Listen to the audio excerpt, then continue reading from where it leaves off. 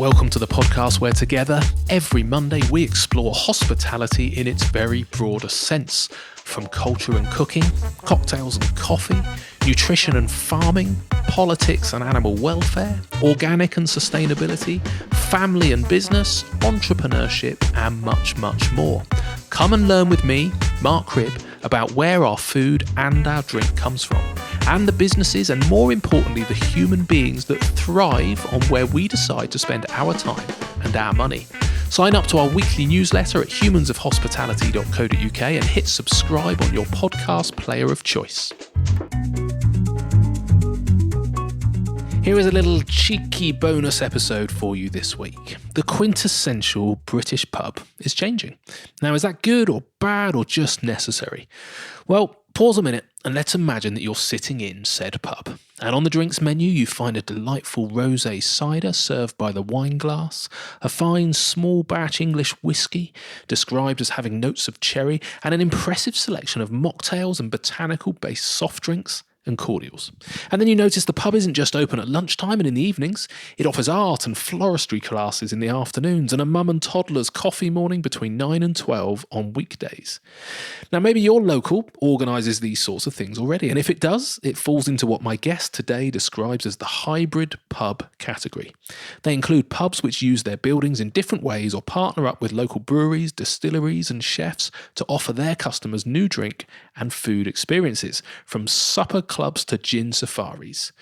Keterina Albanese is the content director of the pub show, also known as Pub 20, and it opens its doors on the 4th and 5th of February at Olympia in London. And as you'll hear now, it's the place to learn about the latest trends and be inspired on how to make a pub a success. But even if you can't make the show, have a listen for some of the trends going on in the pub scene at the moment. Enjoy the conversation. Keterina, thank you so much for agreeing to be on the podcast. Hugely appreciated. For people listening, can you just set the scene? Where on planet Earth are we, please, Keterina? So we are here at Manchester Square at the Montgomery Group's head office. Ready to talk about all things Pub 20 and about the pub industry. Yeah, perfect. So the pub show, this is your sort of, upcoming event. Can you just explain a little bit, what's your role? So I am the content director for the event. So my job is to curate all the seminar programs. We've got 3 stages at the show.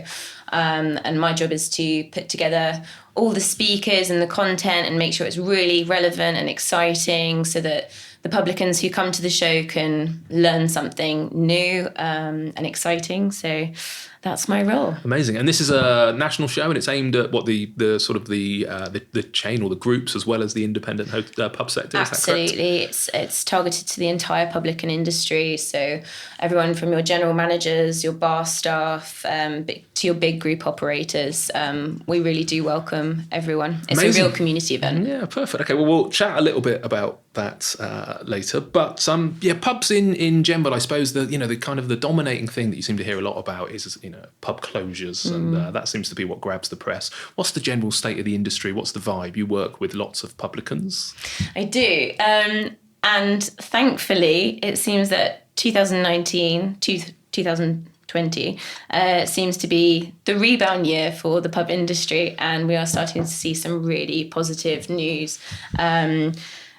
There's been a bit of a turnaround, and I think this is the first time in over a decade that openings across the UK have risen, Amazing. Which is fantastic news for the pub industry. At the end of the day, the pub industry is over 1,000 years old, and there is also negative press for the casual dining sector, and they're probably only about 40 years old. So in terms of its longevity, I think the pub trade's doing very well. It's good because we're known for our pubs. I travelled quite a long time ago, but I remember going around Australia and popping into some of the bars and stuff and thinking, man, I really miss a British pub. There's something about them that feels it's really identity. unique. It's British identity, and it's one of the main tourism attractions. People come to the UK and they want to go to a good English pub. Yeah. Fair to say, though, that they're fairly diverse and eclectic, I guess. You've still got your sort of sticky carpet, warm beer, but you've also got this huge level of investment, I guess, now in the kind of, the new genre. Is that true? Absolutely. I like to call some of them hybrid pubs. I mean, you still have your classic pubs, and they will forever be around, and that's, I think, a great British identity. But there's more and more sort of brew pubs popping up, breweries opening up, and tap rooms, that sort of, hybrid pub, as I call it, which is really exciting. Yeah. Now, generally on this podcast, I tend to speak to the kind of, the independents and the smaller guys rather than the big groups. But so is the pub sector, is it dominated by big groups, or actually is there a huge amount of independent pubs out there? I think predominantly from my conversations with industry professionals, it is majority owned by, the big groups, your Youngs, your Stonegates, etc. But they are, I think, giving more autonomy to the licensees to sort of diversify their offering and have a bit more control of each pub and the managed pubs. Independents, I think, they have been struggling more. Business rates, I think, has been the biggest issue for the pub trade and possibly the whole hospitality industry. Same as changing social habits and the cheap alcohol in supermarkets, but I think it's making a turnaround, and I think these sort of the hybrid pubs and the historic pubs that are changing their offering, they're the ones that are thriving now. Okay, and it feels like it should be a useful partnership, really, because there'll be a lot in the the more independent entrepreneurial area where there's big barriers to entry to pubs because they'd be quite expensive. But if you work with some of the big brew houses who also want, I think they recognise that they don't want every pub to look the same. They want it to feel independently owned and kind of being a part of the local community, I guess. So if they can get that partnership right, then it should be quite an exciting time. Absolutely. I don't think that with the big pub groups, it's not a cookie cutter sort of one size fits all. Different demographics around the country. You've got to diversify your offering to who your customer is. Someone up in deepest, darkest Norfolk may not want a low and no offering and a nice vegan salad or something. They, might want something like some fantastic car scales and, a nice burger. And whereas in London, they might want that, I suppose, more trend-driven offering. But I suppose the thing with these big groups is that I suppose they've got the opportunity to be able to support those pubs in that offering, working with big partners like Matthew Clark and Breaks and, Rationale. They can sort of get the right equipment and the right food offering to help diversify your offering to a customer base. They've also got the buildings, I guess, haven't they? And the buildings, exactly. I'm thinking down my way on the south coast, we've got some beautiful pubs out in the New Forest and out in the country. Fuller's is definitely one of the big players out there, but they are stunning. But to buy them would cost an absolute fortune. But I think if they can work in partnership with the independent sector. So what sort of things then are you seeing change? What's making modern pubs good and having this resurgence? I think knowing your customer and knowing your identity as a pub. If you're going to be a gastro pub, make sure that your food's really great. If you're going to be a brew pub, your beer's going to be the things that the customers are coming for. I think also those publicans that aren't afraid of change and aren't afraid to embrace the new trends that are coming through, whether that's in your drinks offering or through experience or through your food offering, or even your design and decor. It's those that are sort of willing to adapt to the changing customer, because,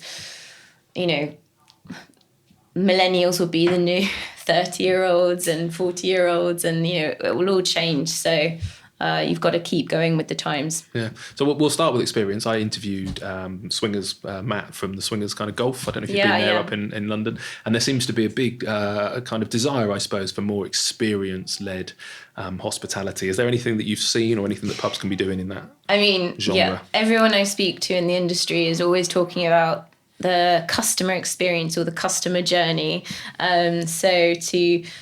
I think using your space differently is a big opportunity for pubs, and experiences can come in many variations. It can come through your food, whether you're getting a supper club and, a famous chef to come or a local chef to come and do something different, or a vegan night or something, or special events if you're doing like a festival, or you're hosting some talks with interesting speakers, or even brand partnerships. Brand partnerships work really well. That could come through gin gardens or champagne nights or something. But I think there's some additional revenue streams that can come out of creating experiences for your customers. Swingers is a great example, but I don't think many pubs can, put a mini golf club in their pub. No, or restaurants. Might be a better crazy golf in the garden, maybe. Exactly. But pubs maybe even created the experience. Pub quizzes have been going on for years. I said that to him when I interviewed him. I said, it's just darts, really, isn't it? Competitive socialising games, and Skittles. And, Monopoly. Before you know it, you've spent 6 hours in the pub playing Monopoly, and how many pints later? God, I'm having flashbacks to my student days. So the new wave of Experience Junkies, is that an event? Is that something you're doing? Is that on the stage? Or? That will be on the stage. We've got Emma Inch, who actually has done our pub podcasts. I was going to say, I know that name, that's why, yes. And she's going to be hosting with some, not all publicans, but I think there's definitely lessons to be learned from bar operators who are creating an experience. So we've got Charlie Gilks from Inception Group. They've got the Mr. Fogg's Taverns, which are all about Phileas Fogg. So that's through design. And they've also got, gin safaris and all sorts in their places. They've got Bunga Bunga. Then we've got Mac and Wild.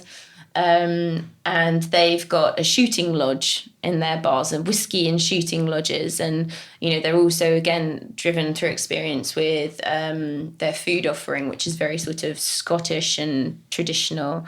And then Pele Pub Company as well will be on that session, and they're very experience driven. They love doing music festivals and music events to try and bring in the customers, because at the end of the day, I think by having a different experience offering in your pub, that's an opportunity to gain new customers. So fantastic revenue stream there. Yeah, I've always been really envious, actually, of, again, I suppose I'm thinking more of country pubs than town centre pubs, or even though in town centre they've quite often got space, they've quite often got beer gardens, they're quite often old buildings rather than maybe some of the newer restaurants. And, I've seen some great local produce kind of shows in the gardens of some of the pubs. I'm thinking of Jamie Oliver and his cousin, and the guy from Blur who does the cheese festival. I'm sure that's in a pub garden somewhere in the country. So, they've got the space. Just looking at ways of using it in different ways, I guess. Well, I've got a local pub, and they've got upstairs they've got a private dining room which is empty half the time. So they've just offer it out to local artists to do art classes or floristry classes, and every evening, or not, they don't do it on the weekends, but every evening during the week, especially in January, they kind of have all these different classes that you can go and take, which is great fun, because then also you're there and you may want to have a drink and some food after. Yeah. So with all of that, then, are they changing their target market enough? I'm thinking of, mums and prams. Can they turn up in a pub now quite happily and have a cup of coffee mid-morning? Is that happening? Or I think so, definitely. Again, I've got another local pub which has, sort of mummies and toddlers, and they open up the garden in the summer, and just, the kids can run wild because they're in a safe place. They're not going anywhere. And the mums can all sit and have a nice glass of wine, and relax. But I'm sure there's, civilised coffee mornings as well. Wine would be better. Although that does lead into, I know you're also looking at trends at the show. And one of the trends, I interviewed Will Beckett last week from Hawksmoor, whose mum, Fiona Beckett, is the wine journalist for The Guardian. But she's just written a book, which I bought last week, coincidentally, to give to one of my team. And it's all about non-alcoholic drinks and the kind of tedium, I suppose, of the history of non-alcoholic drinks in not just in pubs, but in restaurants as well. And this changing trend, have you noticed that? Why are people becoming interested in booze free, and can pubs take advantage of that? I think it's possibly the biggest trend when it comes to drinking trends. Mindful drinking, I think, is a fantastic way to put it, or sober curious. It's not that, I think it's probably been pushed through by millennials. They're not attracted to those sitting there and getting drunk. They're probably more interested in staying at home and being on Instagram or social media and not talking to each other. But I think people are becoming more health conscious, and it's not attractive to kind of sit there and get absolutely plastered. It's people want to take better care of themselves, and I think this whole kind of low and no and mindful drinking movement is certainly one of those ways that people are doing that. And Laura Willoughby, she is from a company called Club Soda. She's actually got one of our Drinks X sort of experience hubs at the show, and she's going to have a diverse range of amazing low and no drink suppliers in this Drinks X experiential hub at the show. So she's certainly someone that people should meet and talk to. She's also got a talk on our Talks at the Bar feature to explain a bit more about this movement. And there's great opportunity. People may want to come into the pub and hang out with their friends, but they've got to drive home, or they've got a meeting the next morning, or they just don't fancy a drink. But if you go up to a bar, and this is Laura's quote actually, she says, if you go up to a bar and say, what soft drinks have you got on offer, or what can you offer me? I'm not drinking tonight. And they say orange juice, or that really sweet flat Coke from the pump machine. She's just said, you're going to get water, aren't you? You're going to say, no, I'd rather just have a glass of water. However, if you've got this array of, amazing ginger beers, or 0% beers, and all these different botanical drinks, exactly. And you can charge a premium price for those, and I'd quite happily spend £4, £5 on a nice soft drink than a flat orange juice or Coke. Yeah, I think it's people moving away to this kind of drinking less, drinking better, but also just wanting more premium experience. You're not probably going to go out and have 6 or 7 of those in the same way that probably our parents would go out and have 6 or 7 pints. Yeah, exactly. But still open up to it. We've certainly noticed it as a changing trend in the restaurant scene as well. Are you doing dry January? No, personally, no. Yeah. January's a hard month to do. January's depressing enough as a restaurant. Exactly. It's kind of like everybody came to a Christmas party, nobody comes into the restaurant for the whole month. I think, if I didn't have booze at least to get me through someone's got to those. drink in there. Exactly. I think it would be ironic as a restaurateur to be kind of encouraging people, but I do absolutely stand by the principle of drink less and drink better. Exactly. I love the range of craft beers and IPAs. I had a beer last night, and it was a 6% kind of pale ale, and I only had one nice bottle of beer. Funny enough, while I was prepping to come and see you today, and it was great. But it is, it's not about going out and having a few cheapy drafts, which does move us on actually. So booze, luckily, is still relevant. We had a huge growth in the last couple of years, I guess, around craft beer and certainly kind of craft gins. You've got a cider the next craft beer section on menu. I heard a little rumour that might just be because you like cider, but what's the apart from that, what's the reason? Are you seeing that? I'm a big cider drinker. Not big cider drinker, but I'm a big fan of cider. And cider's as established as beer is in terms of its history and its British heritage, I suppose. And I think there's definitely a craft movement happening. It's a local drink, it's sustainable. And I think people, when they think of cider, they're thinking of those really carbonated, very sweet European ciders. But actually there's a real movement in the UK in different apple varieties and flavour combinations that are coming out. And I think it's also the way that it's being served and who it's been targeted to. For example, I've tried some amazing rosé ciders and they've been served in a wine glass, and maybe that's the new Prosecco movement, who knows? But I think adapting sort of the way that you serve cider and the different types of cider that you have, I think there's a fantastic opportunity there, and I think it should certainly appeal to maybe the female audience, the way that Prosecco and gin has. And we've got Gabe Cook, who is the ciderologist. He's coming in to do a talk Is that his actual job title? That is his actual job title. That's awesome. Yeah, it is. But, wine, for example, you've got a sommelier, that's a qualification. Same with beer, you've got Cicerone, so you're beer certified. They've now got a Pomelier, which is, a cider expert. So I actually kind of really want to do that. I want to that sounds awesome. Become a Pomelier. It does, yeah. I'm just thinking of my Aussie family who call us all Poms, but for different reasons. But yeah, it makes sense. There's hundreds of varieties of apples. Mm-hmm. They're very local in the same way that I guess the cider movement has started to use local botanicals and kind of foraged herbs and that kind of stuff. Yeah, it makes absolute sense that cider goes the next way. You've also got, I think, something about whiskies or to the dark side, so other spirits. And I guess, where do you think the growth in whiskey is coming from? We've got a session called Whiskey Business, pun intended.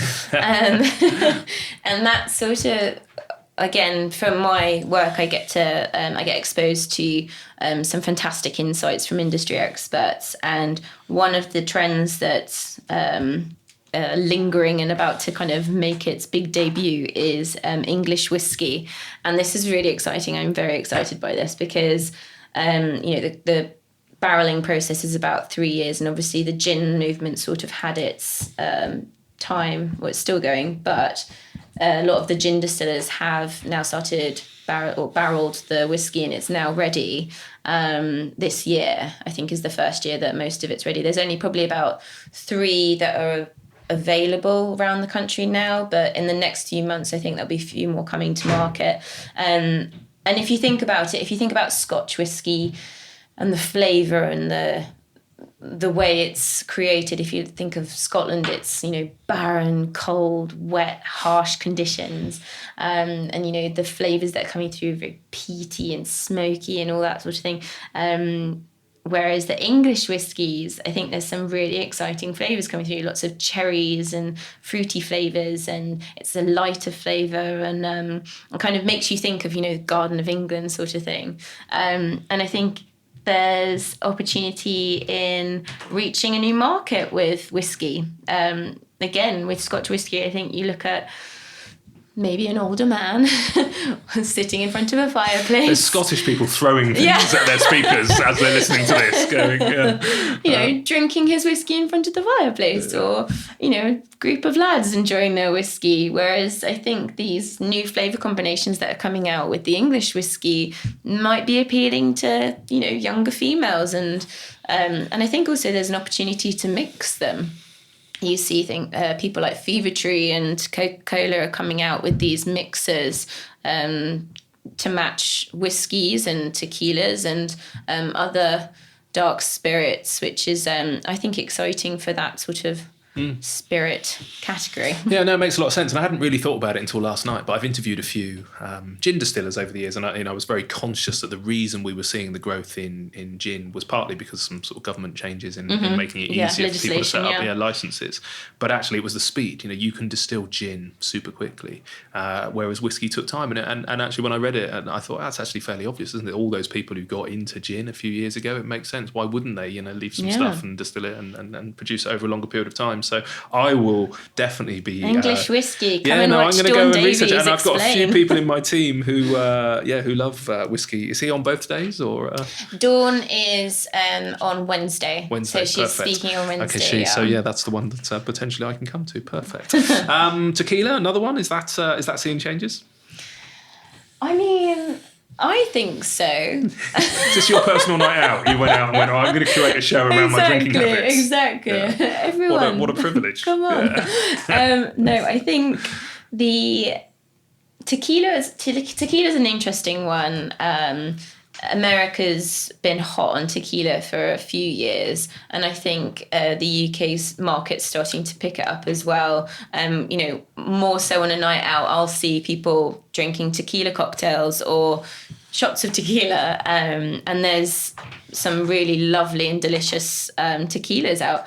Normally you got to lick the salt and drink that shot, and it burns and it's horrid. But there's some delicious tequilas that you can drink smooth and neat and they're lovely. Yeah, there are. No, my So- team, they love them and do some beautiful cocktails. But I don't think pubs in general, apart from maybe sort of your premium and maybe more food led and branded, that I suppose are a little bit more bar related. But in general, I don't think you perceive pubs as being sort of cocktail orientated. Is there going to be a need for more kind of mixologists moving out of the trendy bars and into the pubs to do this? And again, I suppose any evidence of that changing that you've seen? I think quite possibly, yes. Again, I think touches on the low and no, because there's a big move in mocktails and 0% spirits. You see your seed lips. I was chatting to last week has got some as well. Tristan Stevenson, I think, has got a range. He used to be sort of one of the best cocktail barmen in London, but now has a range of, And it's, there's mixologists now creating these mocktails with, these, I suppose they're botanical drinks or non-alcoholic spirits. Example-wise, do you watch First Dates? That's it.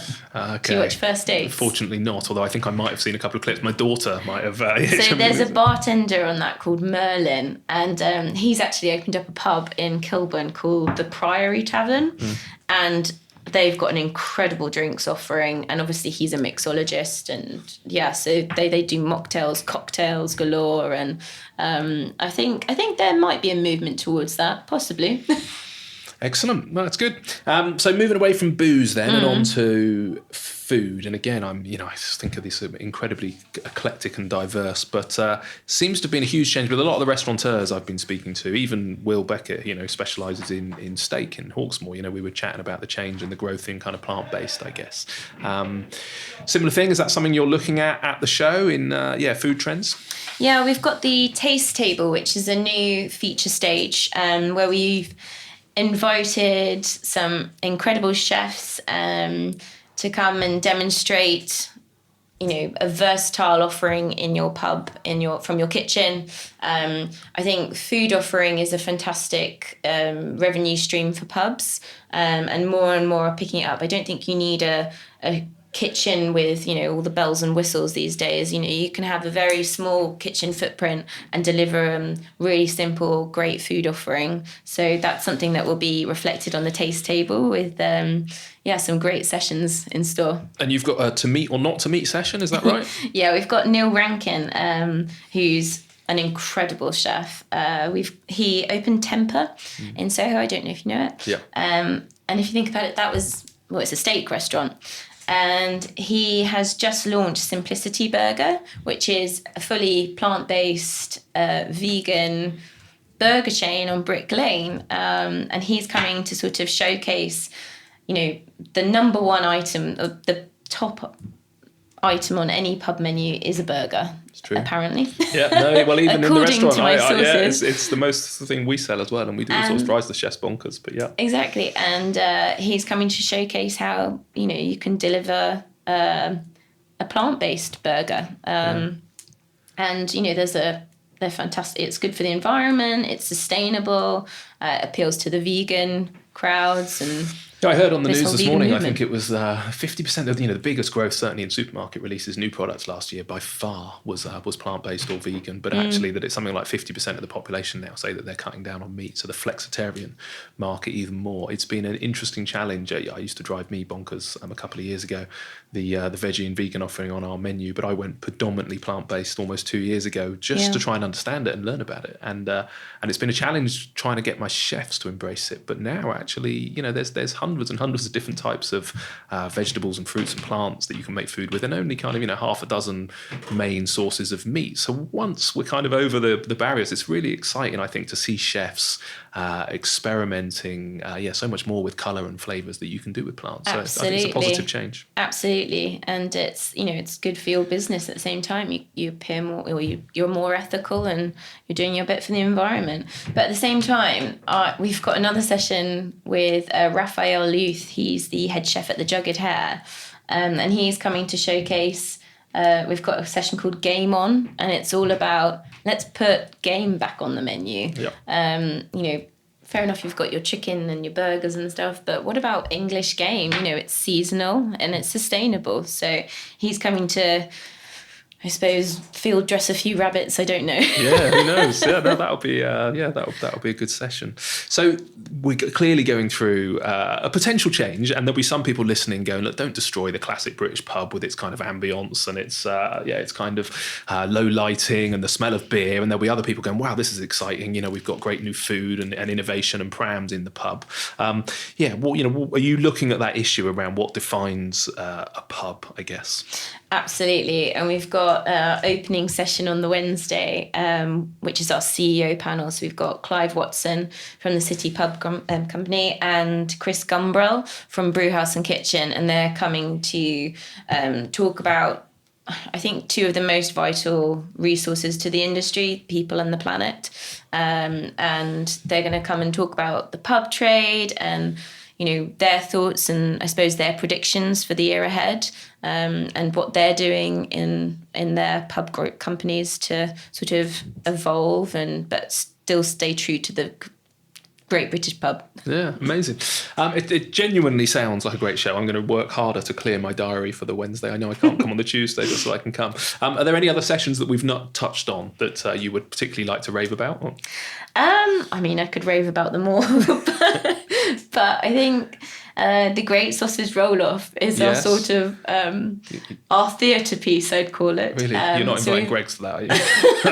No. Okay, good. So we've got Angus McKean. He's the landlord at the Red Lion in Barnes, and he started the Great Sausage Roll-Off quite a few years ago. I can't remember how many, but the roll-off is on a road show and it's coming to Pub 20. Really?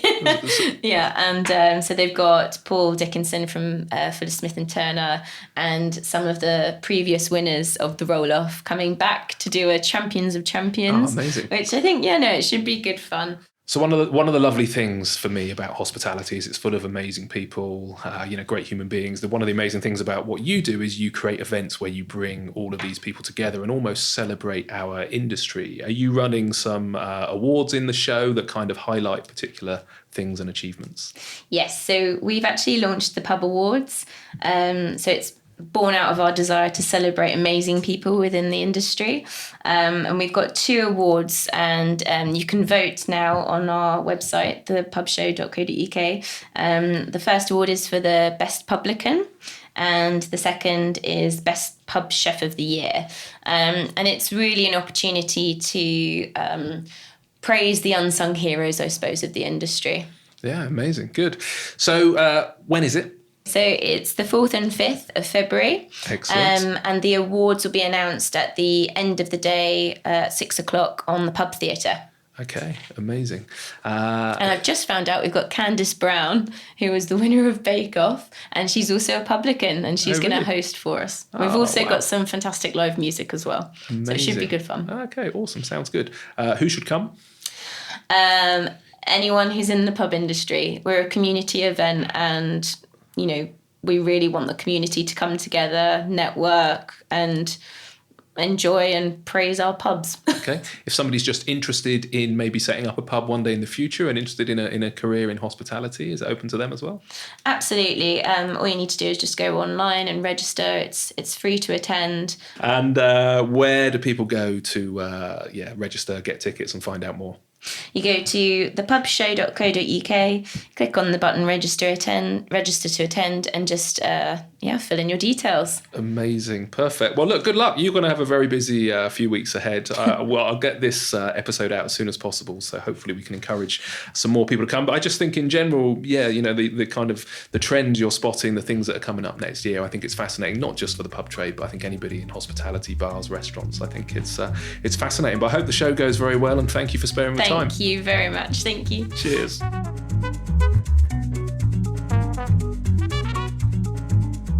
Thank you so much for listening to this week's podcast. And remember that on the website humansofhospitality.co.uk, every week we put on some show notes and some links through to the various websites or social media that are mentioned. And we also do a nice little breakdown of that week's conversations into specific topics, so you can jump through the podcast and just listen to some of the highlights if you wish. If you've not done so already, if you could leave us a review on iTunes or one of the other podcast players beers of your choice. That would be hugely appreciated. Thank you so much, and we'll be out with another episode next Monday.